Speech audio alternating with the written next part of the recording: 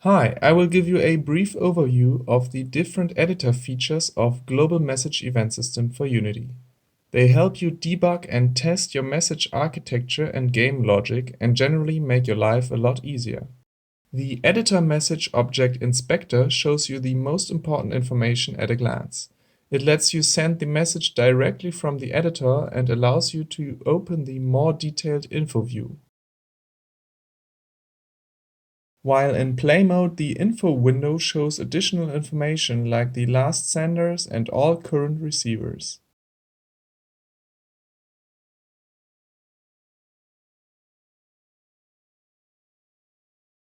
Finally, the overview window can be accessed by selecting Window Global Message.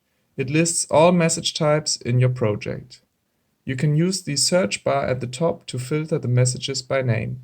Double-clicking a message entry opens its info window. You can adjust the used editor features on a per message basis by adding the Message Type Editor Settings attribute to the Message Type class declaration. For example, you can set a custom description for your message that is displayed in the editor, or tell the system to hide your message from the editor features completely. So that's it for the overview on editor features. Be sure to check out the other Global Message videos or have a look at the documentation for more details. The links are in the description. Have fun using Global Message.